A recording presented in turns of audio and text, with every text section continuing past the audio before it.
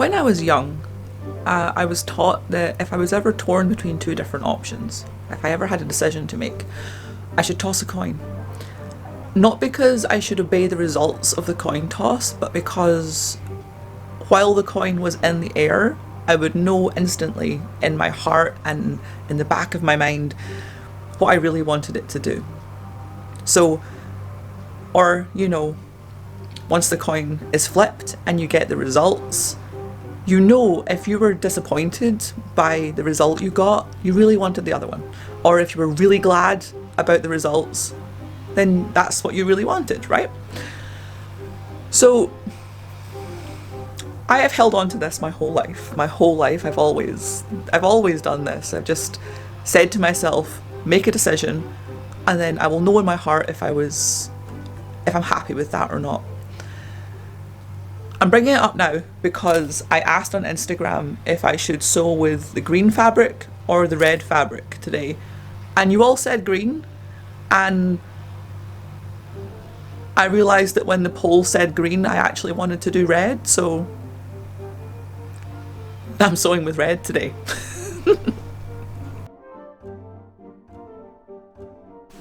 Okay, I'm not gonna lie to you folks, this one kicked my ass.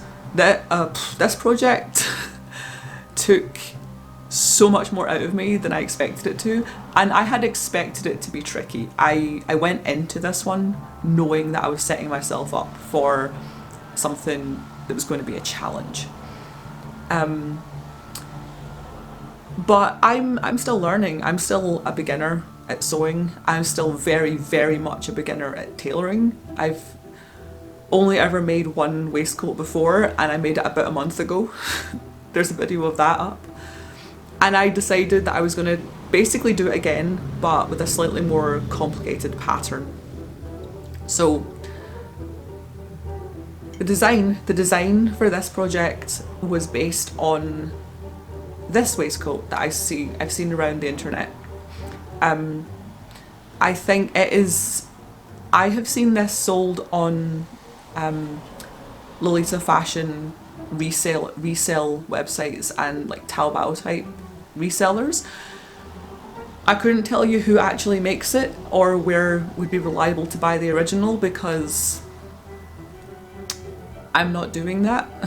I did look. I thought if I could just have that one, I would. And I checked on the websites that were advertising it, just in case it was cotton, because I thought even if it is actual cotton, the dye would be itchy and the stitching would be itchy, but if it's a waistcoat, it's layered over things and I can put up with that for a little while. I checked and it's polyester, so I'm allergic to it, so I can't buy the original. And I thought, try and make my own one, right? I'll try and make my own version.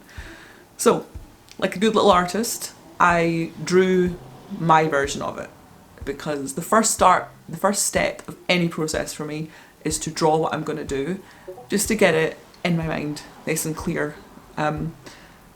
So I did that. I drew my design, I drew my version of it. And then I got out the pattern that had been made for me before. So I mentioned in the last video where I was making a waistcoat that my friend, who is actually good at sewing, made this pattern for me, essentially. And I had a look at that and I kind of drew out how I thought it should work to make it bat-winged. And then we got together, we got the whole squad together to do a bunch of sewing projects and just got into it, basically. Obviously, I wasn't expecting to finish it all in one day, because this is obviously too complicated of a project for that. I got about as much done as I expected to on this first day, and it was a long day, but we made the mock-up version, adjusted it all, went through a bunch of different adjustments that took a couple hours, and then I started making the final thing. So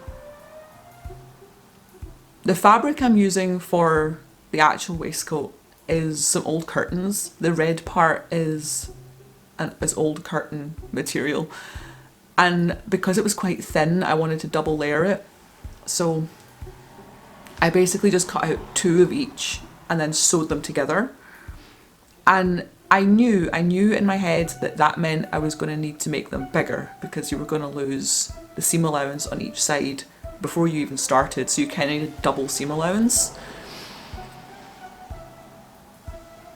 This is going to be the main lesson of this project for me, is that I need more seam allowance than I think I do. But I was already starting with double seam allowance because I was doing 2 layers of the red, and then obviously I have to line everything in white cotton because the red cotton is cotton fabric, but it's been dyed, so I'm still a little bit allergic to it. So I've got the 2 layers of red and then the 1 layer of white.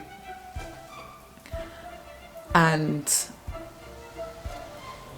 everything was going fine at first. I decided if it was going to have the white lining, and the white lining was going to be visible on the collar and inside the tails, that it should look intentional, right? It should have some sort of feature. So I was going to put on the red stitching as veins, so that it's kind of like bat wings, but like with the visible veins. Seemed like a good detail. I've done this before with the batwing shawl that I made a couple of years ago. We made it batwing shaped and then sewed on the shape of veins with stitching. I'm actually going to make another version of that. That'll be a project for another day. It'll be based on that shawl and made to match this tailcoat, so keep an eye out for that in the future. But for now, for this waistcoat, I decided that the white part should have veins on it as well. I drew that onto my pattern, my drawing. Yeah. Where did we go from there?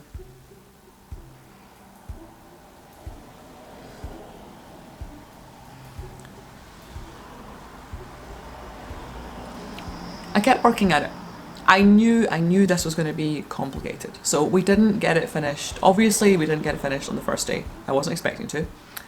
I kept working on it on my own during the week, and I noticed eventually that was it the lining first? Yeah, the lining didn't seem to fit inside the shell when I was lying it out. I genuinely don't know. I couldn't tell you what happened. I think I need to start cutting everything bigger than I think it needs to be. But basically the lining didn't fit in the shell. And it was at roughly this point in the process that we heard that our landlord is selling our flat. And that sort of took over everything else I was going to do. It's that whole drama is mostly just an emotional blow at the moment. It's sad. It's going to be a paperwork nightmare in a couple of weeks.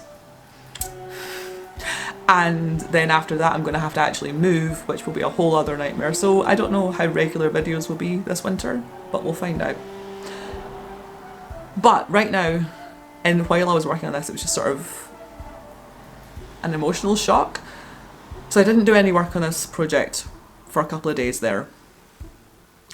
Then I went back to it and I decided I was going to just attach all of the bits that I could attach and maybe finish some of the bits that couldn't be attached to the lining and turned inside out. I would maybe just hem those and sew them by hand or something. I wasn't really sure what I was going to do, but I thought I would take it as far as possible. Then I realised I'd forgotten how to do sleeves, basically, because with jackets, right, they have armholes, and you need to have certain parts of it be inside out and certain parts of it be the right way out at different times, and it needs to be done in a very specific order. And I am not nearly good enough at this to explain what that order is, but I had to attach the outer edge and then leave the bottom open so that you could turn it inside out enough to do the armholes, I think. But the sides had to be open, and I'd already done up the sides, and I got myself really confused about it, and I decided I was probably just going to need to get help with this. Then I caught a cold. Obviously I did the relevant tests. It was apparently not COVID, but it still knocked me sideways for a couple of days. I had a fever. I was sniffly. It was gross. I couldn't do anything for a little while. So that knocked the process back as well. And then I decided that I needed backup, real backup. So I called messaged. Nobody makes calls anymore. I messaged my friend that has been helping me out with this stuff and teaching me how to sew, and said, I need you to show me how to do this again. So we got together and we sat with a bottle of wine and the stitch rippers, taking off all of the seams that shouldn't have been attached, and then she showed me how to do it again. So essentially it needs to have holes in the bottom so that you can bring the armholes out the bottom and then sew them up and put them back in without turning the whole thing inside out. It's insanely complicated. And I definitely couldn't. I've only done this once before in my whole life, and I definitely couldn't have done it a second time with a fever. And so while my friend was looking at it, she looked at it because I mentioned that the lining didn't seem to fit inside the shell anymore, and she said that it did and managed to make it fit.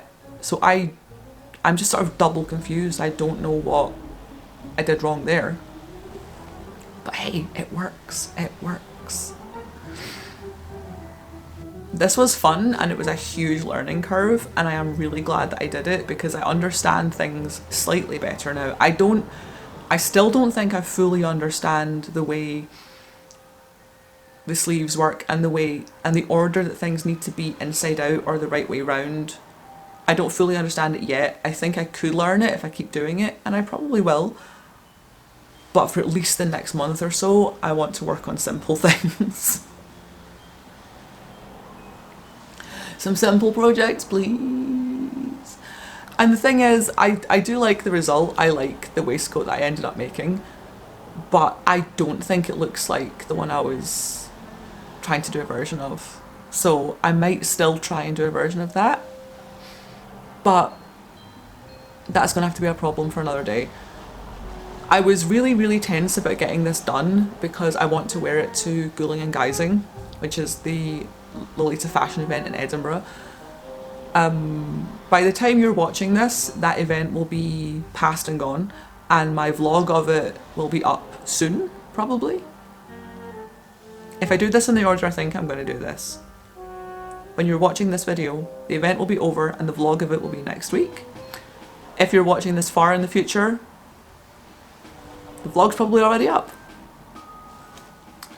But I was starting to worry that I wasn't going to get it finished and I'd have to just come up with something else to wear. And that would be fine, but you know, I didn't want to be defeated. I didn't want to be defeated.